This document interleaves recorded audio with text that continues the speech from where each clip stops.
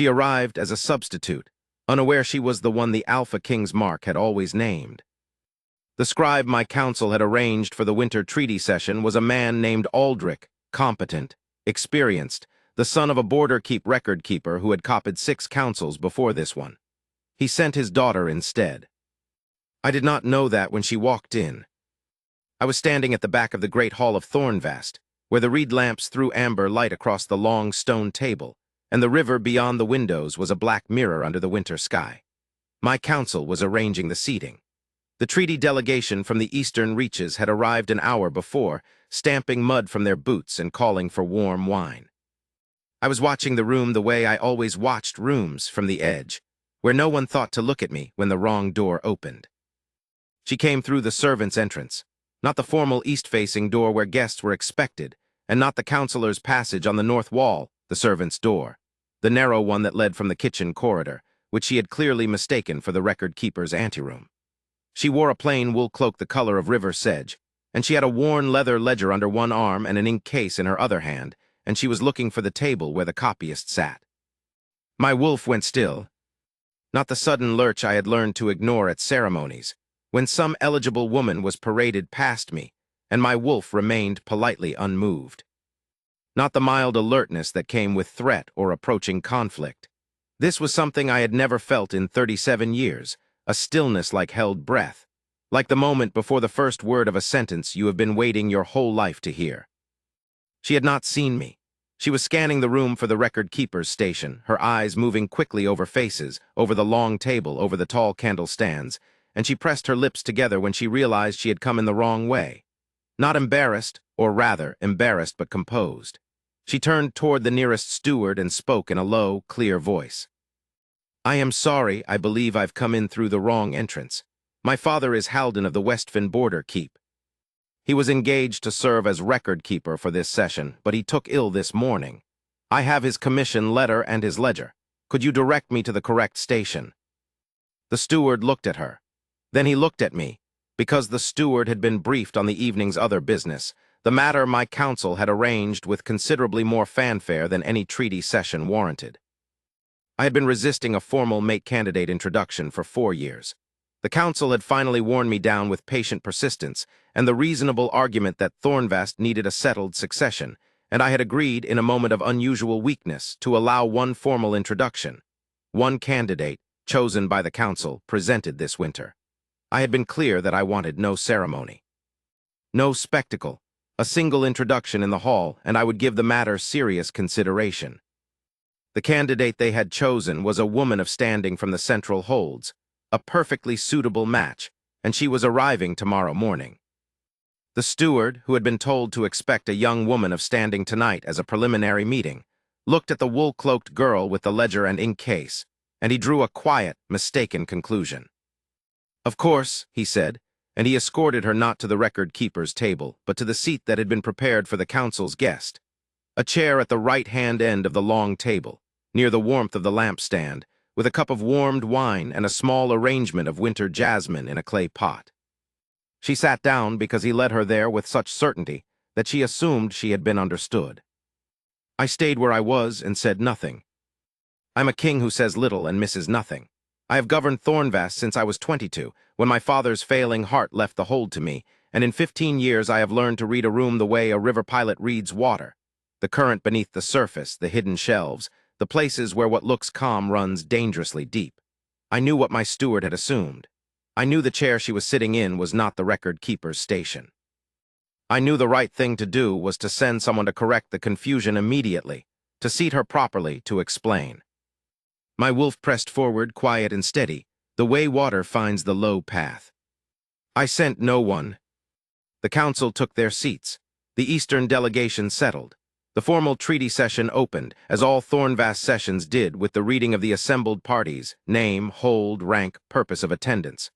My head counselor, Baron, who was a careful man and a thorough one, read the list aloud. When he reached the seat at the right end of the table, he looked at the woman in the wool cloak with her ledger and her ink case and the cup of wine she had not yet touched, and he read the name from his list, the name of the council's chosen candidate. She looked up, Baron looked at her. Something passed between them, a moment of mutual uncertainty, and then she opened her mouth to correct him. "I think there may be a," she began.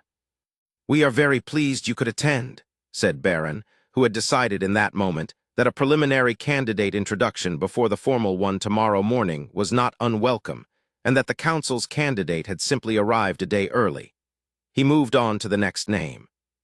She closed her mouth. She looked down at her ledger. She opened it, picked up her pen, and began to write. I watched her write. She was not writing the names Baron had read. I could see from across the room that she had opened to a clean page, and she was noting the date, the session number, the parties present, the stated purpose of the council. She was doing the job she had come to do because someone had to do it, and she was the only one in the room who had brought the tools. I found, to my considerable surprise, that I was having difficulty looking at anything else.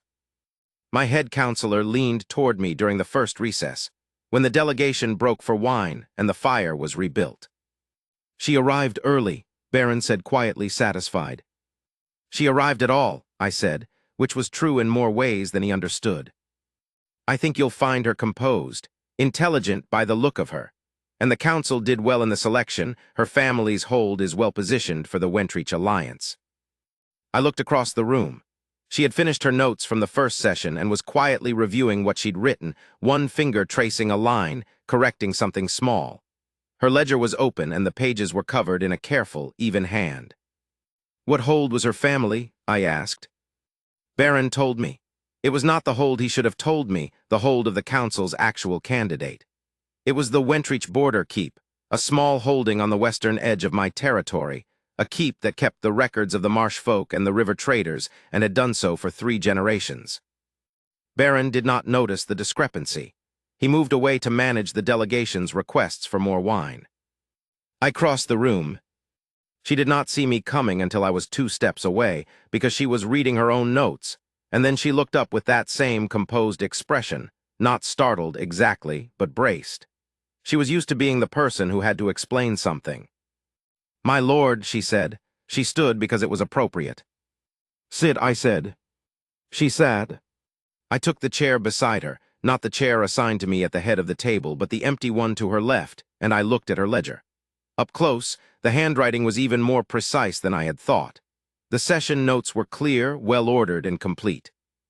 "You write well," I said. "My father is thorough," she said. "He trained me the same way." "Halden of Wentrich." "Yes," a careful pause. "My lord, I believe there's been some confusion about why I'm here.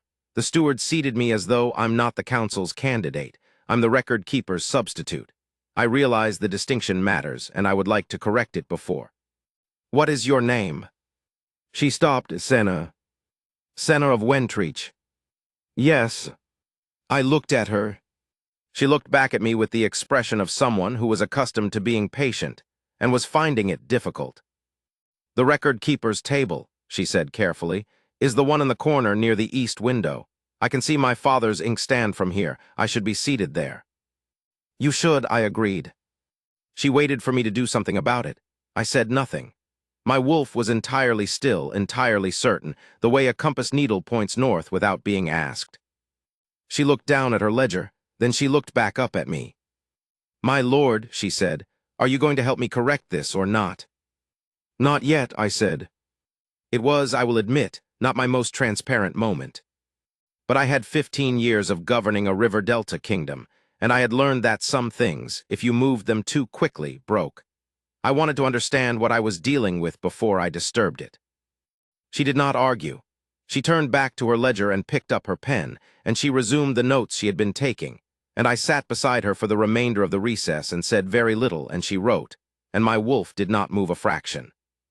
The formal session resumed.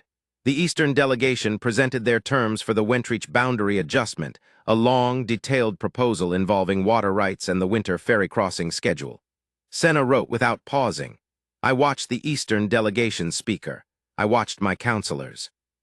And I watched Senna's pen move across the page. And I thought about what it meant that my wolf had been completely silent for 37 years and had now gone still in a different way entirely, not absent, not unmoved, but present in the way a deep river is present, quiet and immovable and there. The treaty session ran past the second lamplighting. At the midpoint, Baron called a recess for the evening meal, and the room shifted, delegates rose. Servants brought platters of bread and riverfish and root-cooked vegetables, and the long table filled with the noise of 20 people eating and talking at once. Senna set down her pen, flexed her hand, and looked at the meal in front of her with the expression of someone who had not eaten since morning. She ate precisely and without fuss. My head cook had placed a small arrangement of winter jasmine on the table. It was a standing instruction in Thornvast's hall that flowers were present for formal council meals, and she looked at the small clay pot beside her plate and touched one of the white flowers with her fingertip, not taking it, just acknowledging it. Across the table, one of the Eastern delegates leaned toward her. He was a broad man, sociable, well-fed, the kind of man who filled silences easily. "My lady," he said, "are you settled in Thornvast? The hall is remarkable in winter.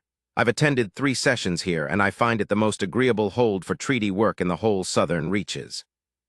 "I arrived this afternoon," she said. "I haven't seen much beyond this hall and the entrance courtyard. The river in winter is extraordinary. You must see the reed beds by morning light. Does the king arrange?" He glanced at me, seemed to realize he was speaking to the king's intended in front of the king, and corrected himself smoothly. "That is to say, I hope you have the chance to see it." She looked at me. "I'm not," she began. "She has not yet had time to explore," I said. "The session was called early." She looked at me steadily. I looked back. She was choosing, I could see, between insisting on the correction and letting it go for 1 more hour. She let it go. But the look she gave me was the look of someone filing something away to return to later. She was not easily managed, Senna of Wentrich. That was something I had known from the moment she opened her ledger. After the meal, when the session resumed, I returned to my proper seat at the head of the table. The Eastern delegation settled. Baron arranged his papers, and I watched the room settle into the final business of the evening, the formal opening of the treaty, which was conducted in Thornvast with the old oath tongue. It was tradition. My father had kept it, his father before him. The first lines of any binding agreement in Thornvast were spoken in the language of the founding, a dozen words, very old, the kind of language that rang differently in the air than ordinary speech, that carried in it the weight of something older than any living person's memory. It was not magic, strictly speaking. It was the acknowledgement that some things were older than the holds and the councils, and the carefully negotiated water rights. I stood. The room went quiet, the way it always did when the head of the hold stood. I spoke the first line of the oath tongue, the opening of the treaty, the formal declaration that all parties present were bound by what was witnessed here, that the Hall of Thornvast recognized them, that no words spoken in this room under these lamps in this hour would go unrecorded in the hold's memory. I was 3 words in when it happened. Senna made a small, involuntary sound, not a word, barely a breath, and she pressed her right hand flat against the table. Her left wrist was turned upward, because she had been writing, and so everyone at the long table saw it clearly. The mark that had lived on the inside of her wrist for, I would learn later, all 30 years of her life, the mark she had understood to be a birthmark, the mark her father had told her was simply a peculiarity of her coloring. It woke. It was not a large mark. It was shaped the way a river looks from a great height, branching, each branch ending in a fine point. The color of it, which had been a pale reddish-brown her whole life, turned gold. Not the gold of a lamp, not the gold of jewelry, the gold of something that had been waiting for permission. The room did not go silent so much as it stopped. Every man at the table, the Eastern delegation, my counselors, the steward who had seated her in the wrong chair, the head cook who had come to collect the plates and happened to be standing near the door, looked at Senna's wrist. Senna looked at her wrist. I stopped speaking. The mark was the bond mark of Thornvast. I had known it since I was a child, when my father showed me the old records of how the hold had been established. The first king of Thornvast and the woman the marshes had chosen for him, and the mark that appeared on her wrist the night he spoke the founding words. The mark appeared, the old records said, once in the line of Thornvast kings on the true mate at the moment of first acknowledgement. It had not appeared in my father's time, nor his father's, nor 3 generations before that. It had appeared now, on the wrist of the ledger-keeper's daughter who had come through the wrong door. Baron was on his feet. "My lord," he said, and there was something in his voice that I had never heard from him before, which was the sound of a man recalculating everything. Senna had not moved. Her hand was still flat on the table, and her wrist was still turned upward, and she was looking at the gold mark with the careful expression of someone who has encountered a fact that does not yet fit into any category she has available. She was not frightened. She was not performing composure. She was simply, genuinely, trying to understand what she was seeing. "It's warm," she said, to no one in particular. Her voice was entirely level. "It's been warm since he started speaking. I thought it was the lamp." I walked around the end of the table. Behind me, Baron was beginning to speak, something about the council's arrangements, something about the formal candidate who was arriving tomorrow, something about procedural matters that I was not, in that moment, capable of caring about. The Eastern delegation were perfectly still in their chairs, the treaty papers in front of them unattended. The steward near the wall had not moved. I stopped in front of Senna. She looked up at me. The gold on her wrist caught the amber light of the reed lamps and made the light in the room feel warmer and steadier than it had 5 minutes ago. "You came through the wrong door," I said. "Yes," she said. "You were sent in your father's place." "Yes." "You had no idea what this hall was expecting tonight." "No," she said. "I thought it was a treaty session." A pause. "It still is a treaty session." "It is," I agreed. She looked at her wrist again. The mark was still gold, still branching. When she moved her wrist slightly, it moved with her. It was not light, it was on her skin. "What is this?" she asked. I told her. Not all of it, not in that room with 20 people listening, but the essential fact. That the mark was old, that it was the bond mark of Thornvast, and that it only appeared once, and that it appeared on the wrist of the person the hold had chosen for its king. She was quiet for a long moment. Then she said, "I am a ledger keeper's daughter from a border hold that records the fish market transactions of the Marsh traders. I know. I was sent here because my father has a chest cold. I know. My lord," she said, with the precise, careful patience of someone who is trying very hard not to be unreasonable, "this cannot be correct." "The mark disagrees," I said. She looked at her wrist again. The mark did not flicker. In the silence that had settled over the hall, I heard Baron clear his throat. "My lord," he said from somewhere behind me, "there is still the matter of—" "There is not," I said. "The council's candidate arrives tomorrow morning. The formal introduction was arranged." "Send her home with our thanks and a suitable gift," I said. "Thornvast has no need of a formal introduction. The hold has made its position clear."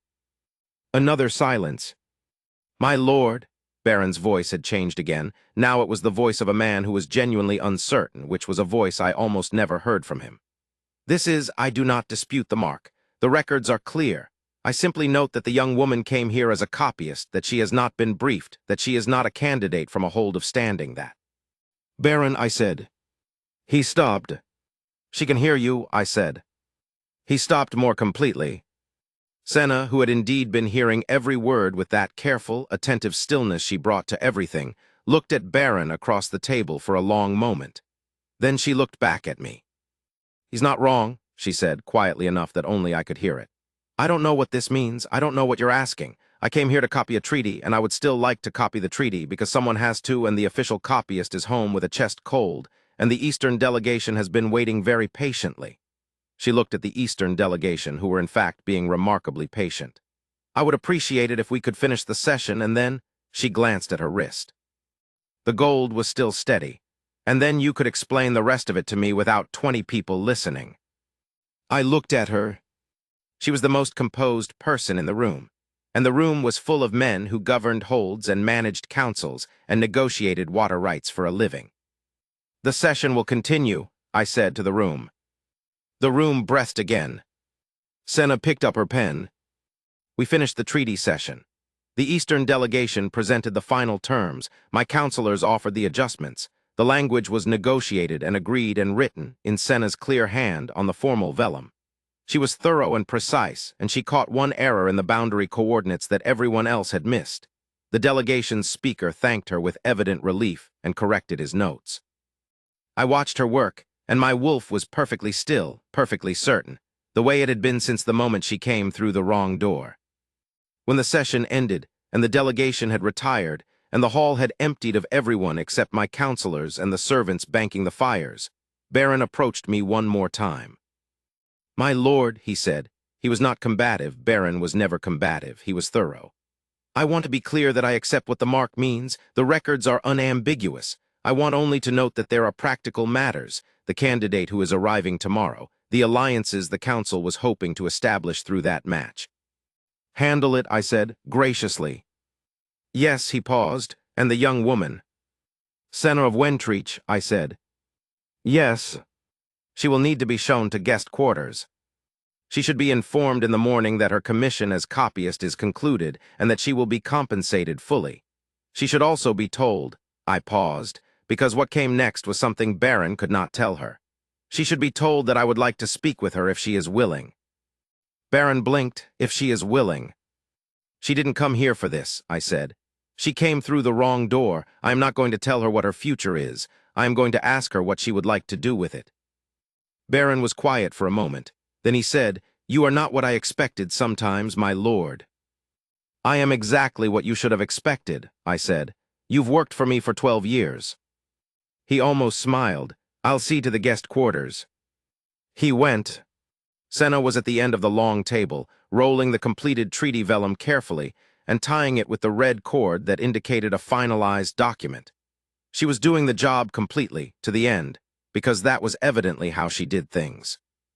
I walked down the length of the table. She heard me coming and did not look up until she had finished tying the cord. Then she turned and looked at me with that clear, patient expression. The session is complete, she said. The vellum is ready for the seal. You'll want your counselors to review the final text before the formal signing tomorrow, but it reads correctly. Thank you, I said. She looked at her wrist. The gold had faded slightly, still visible, still there, but softer. Is it always like that? When you speak the oath tongue? No, I said. It has never happened before. She absorbed that. Your father's time. No. Further back. Many generations. She was quiet. Outside the hall's windows, the river was dark and still, and the reed beds were silver in the cold light of a winter moon.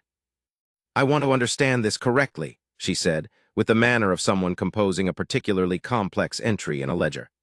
The mark on my wrist, which I have had my entire life and always believed to be a birthmark, is the bond mark of Thornvast.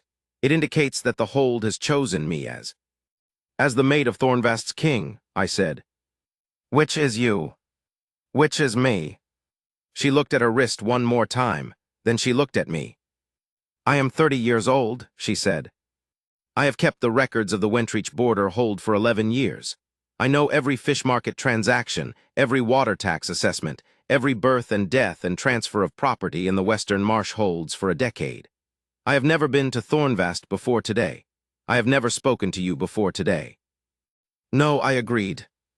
And yet, a silence between us that was not uncomfortable, which surprised me. Silences with people I did not know were almost always uncomfortable. This one felt like the river outside, present and deep and quietly real. Why didn't you correct the confusion? She asked. When the steward seated me wrong, you saw it, you knew. I thought about how to answer that honestly. Because if I corrected it, I said, you would have moved to the copyist's table and the session would have continued, and at the end of the evening you would have taken your ledger and your ink case and left Thornvast, and I would never have known what my wolf had been waiting 37 years to find. She was very still. That was not a good reason, I said, and I should have corrected it. I am telling you what I did, not arguing that it was right. She looked at me for a long time. I let her look. You kept me in a chair under false pretenses, she said. For approximately 4 hours, yes. And now you're going to tell me the hold has chosen me, and I have no choice. No, I said, and I said it clearly, because this was the thing that mattered more than any of the rest of it. I am going to tell you that the mark is real and what it means is real, and then I am going to ask you what you would like to do. You came through the wrong door. You did not come here to be looked at by a king. You owe Thornvast nothing, not your answer, not your time, not your future. She looked at her wrist. Except, she said slowly, it's on my wrist. Yes. And it's been on my wrist for 30 years. Yes. And it waited, she said, for you to speak. Yes. Another silence. My father will want to know where I am, she said. I will send word in the morning if you stay the night. If you prefer to leave tonight, I'll have a horse and a guard arranged. In the dark, on the marsh roads. The roads are safe. But yes, it would be more comfortable to wait for daylight. She almost smiled. Almost. You are making a reasonable case for why I should stay the night. I am noting that the marsh roads at midnight in winter are unpleasant, I said. What you make of that is your own business. She was quiet for another moment. Then she said, I would like to see the reed beds in the morning. The delegate mentioned them. Dunmore takes people to the North Bank at first light, I said. The reeds are silver before the sun comes up fully. All right, she picked up her ledger and her ink case. I'll stay until morning, she paused, and then I'll tell you what I'd like to do. That's all I'm asking, I said. She started toward the door, the east-facing door, the proper entrance, and then she stopped and looked back at me across the length of the hall. The wrong door, she said. Yes. I was looking for the record-keeper's anteroom. The corridor was confusing. The corridor has always been confusing, I said. I've meant to have it repainted.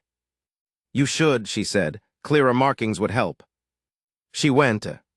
I stood at the end of the long table in the amber light of the reed lamps, and my wolf was still, not waiting any longer, just present, the way a river is present when it has found its course, and I looked at the closed east door. In the morning, she came to the North Bank with me. Dunmore, my steward, let us out before first light, and the marsh was cold and silver and the reed bed stood reflected in the dark water, and when the sun came up it came up slowly over the flat eastern horizon and turned everything amber. Senna stood at the edge of the bank with her ledger tucked under her arm. She had brought it out of habit, I think, not intention, and she looked at the reeds and the reflected sky and said nothing for a long time. You were right, she said finally, about the light. I am occasionally right, I said. She was quiet for another stretch of time. The water was still, and a great reed bird moved through the far margin of the marsh on slow, deliberate wings. My father will be confused, she said, when I write to him. He sent me to copy a treaty. You did copy a treaty, I said. It's on the table in the hall, sealed and ready. He will be confused about the rest of it. Yes, I agreed. Parents often are. She looked at me. Do you have a father? He died when I was 22. She absorbed that. I'm sorry.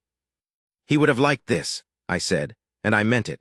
My father had always believed in the old marks, had spoken of the bond mark with a straightforward faith I had found harder to sustain through the long, mateless years. He would have liked the marsh at sunrise and the copyist through the wrong door and all of it. Senna looked at her wrist. In the morning light the mark was visible, still there, still faintly gold, though it had settled into something quieter than the flare of last night. She turned it in the light. It doesn't hurt, she said. No. It didn't hurt when it woke up either. I thought it would, it was so bright, but it was only warm. She looked up.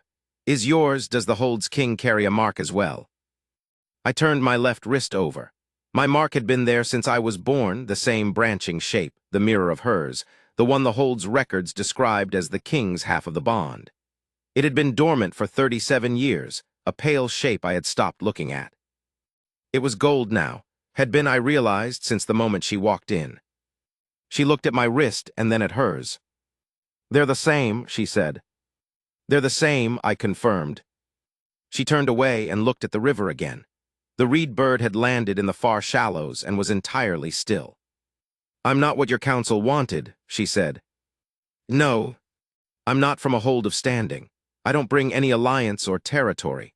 I'm a record-keeper's daughter with ink stains on my right hand and a confused father with a chest cold.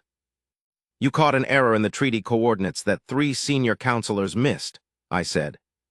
She almost laughed. That's a very low bar for choosing a mate. You are thorough, I said.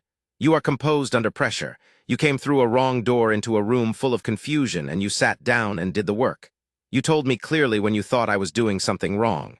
You did not pretend the mark wasn't there, and you did not pretend you understood it when you didn't. I paused. These are qualities I have spent 15 years trying to find in my counselors. I find them valuable. She was quiet for a long time. The sun was above the horizon now, full and amber-warm despite the cold air. The marsh was turning from silver to gold. the way the marks on our wrists had turned in the hall when I spoke the old words.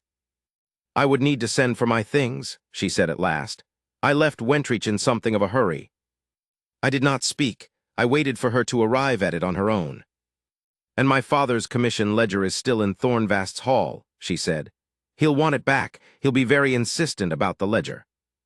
"He can come for it himself," I said, "when his chest cold has cleared." "He'll want to meet you when he does," she said. "He's thorough that way. He'll want to understand what sort of man his daughter has agreed to." She stopped herself, heard what she'd said. I heard it too. She turned and looked at me, and there was something in her expression that was not quite the careful composure she'd carried through the whole evening.